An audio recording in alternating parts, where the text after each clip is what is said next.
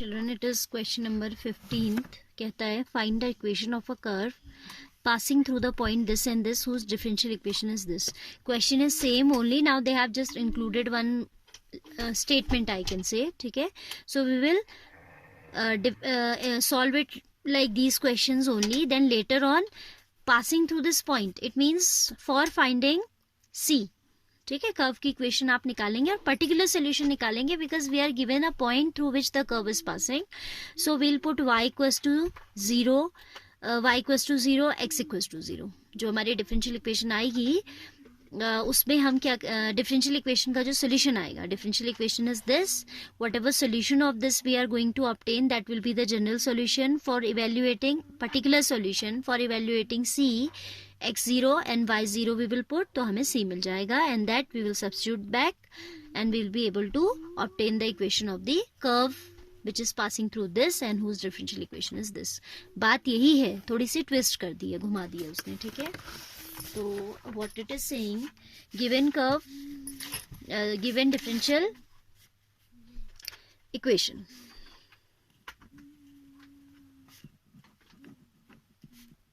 yes, y dash which I can write as dy by dx equals to e to the power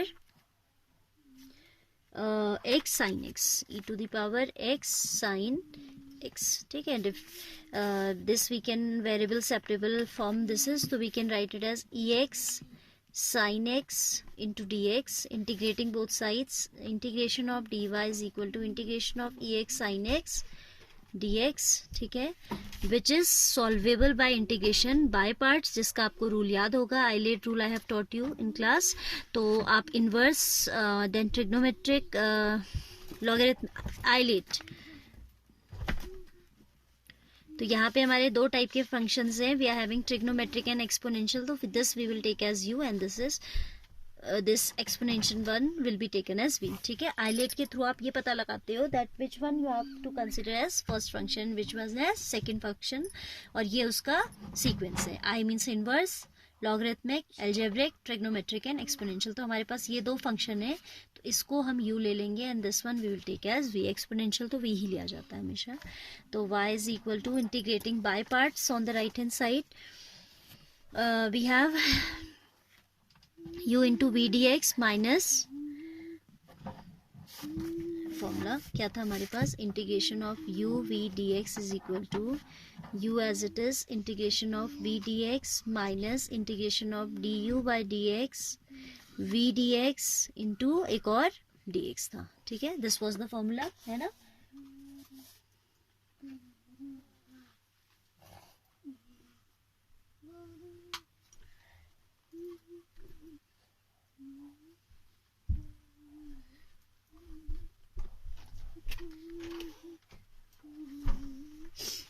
तो we हमारा जो है ई है, ई x है.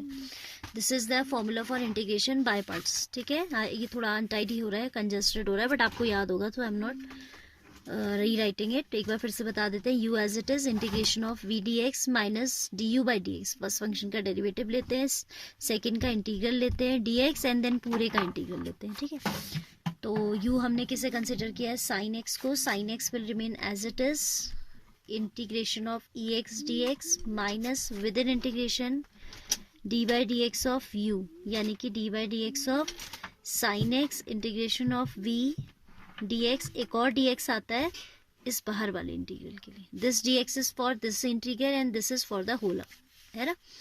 तो ये हो जाएगा ई एक्स का, तो आपका ये आता है e to the power x sine x minus ये हो जाएगा integration of sine x derivative is cos x e x d x. इसमें फिर लगेगा इंटीग्रेशन बाय पार्ट्स, एक बार और लगेगा इसमें, है ना.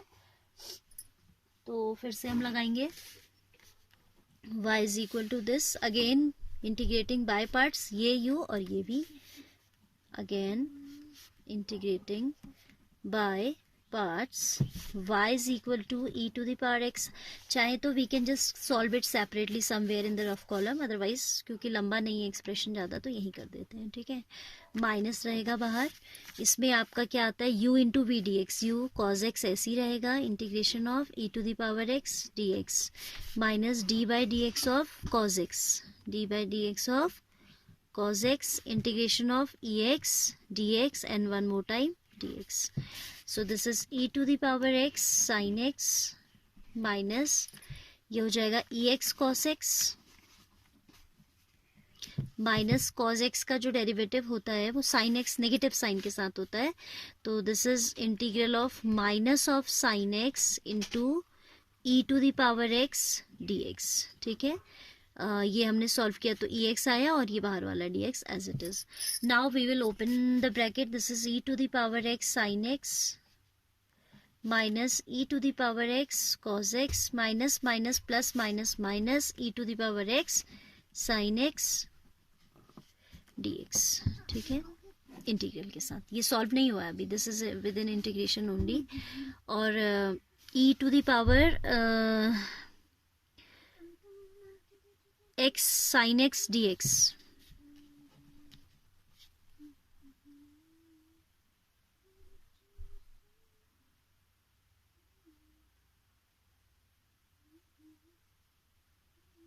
This was y only.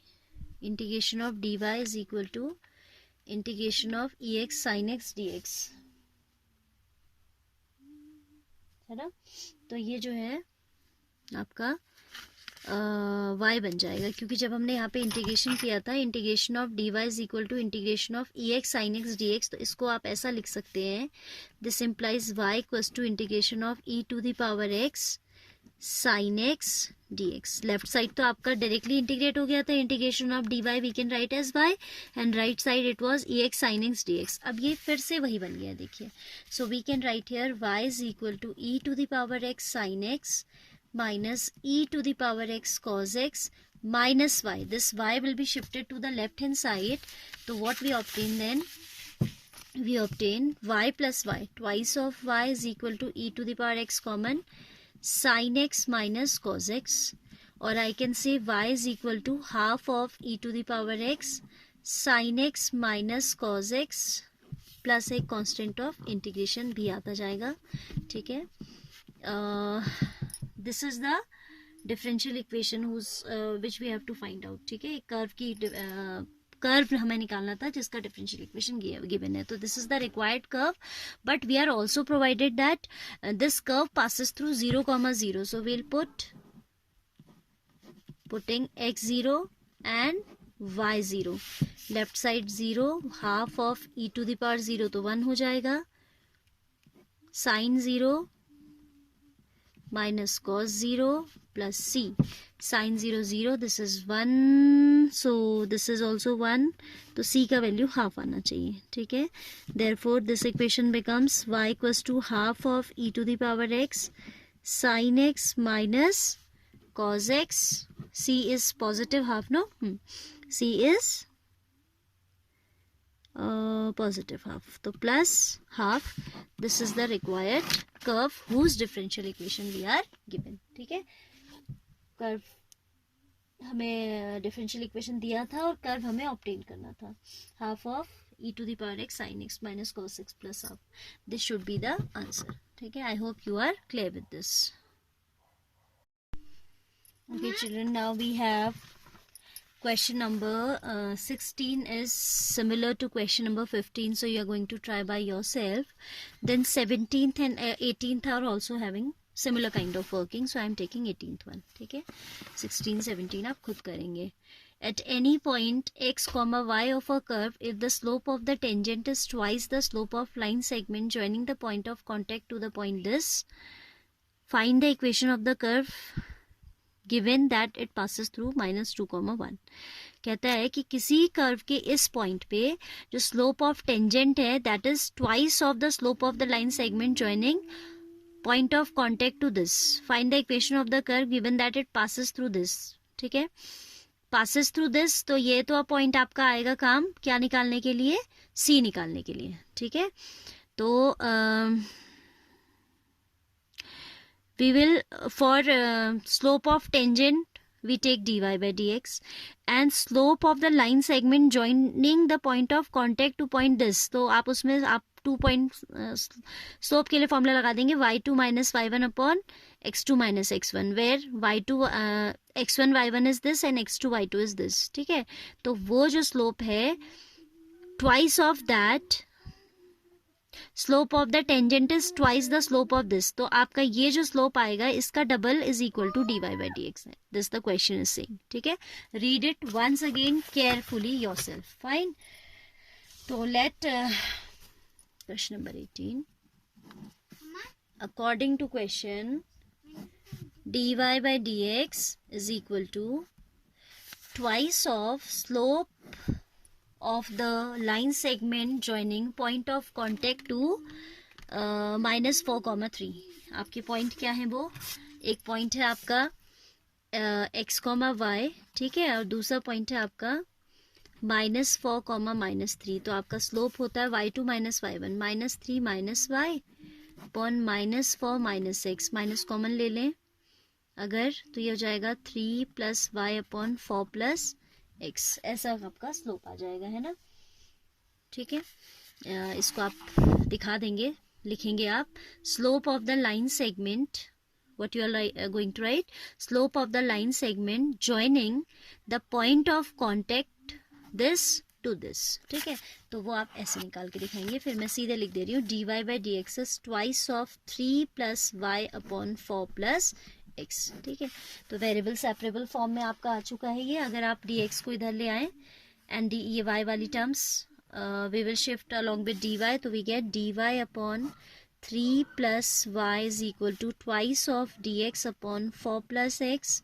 Integrating both sides, integration of dy upon 3 + y is equal to twice of integration dx upon 4 + x. Log of 3 + y is equal to twice of log of 4 + x, ठीक है. तो ये आया, right. Then plus log c, और इस सी को निकालने के लिए उन्होंने हमें क्या बोला है कि जो equation of the curve given that it passes through -2, 1. So will write, even इसको पहले थोड़ा सिंप्लीफाई कर लेते हैं. Log of 3 + y is equal to log of 4 + x square whole square plus log of c, और I can say 3 + y is equal to 4 + x whole square into c, है ना.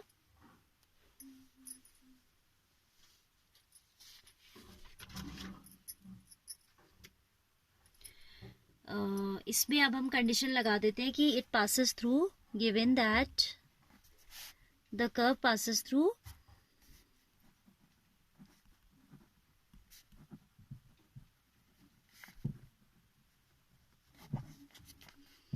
-2, 1, ठीक है.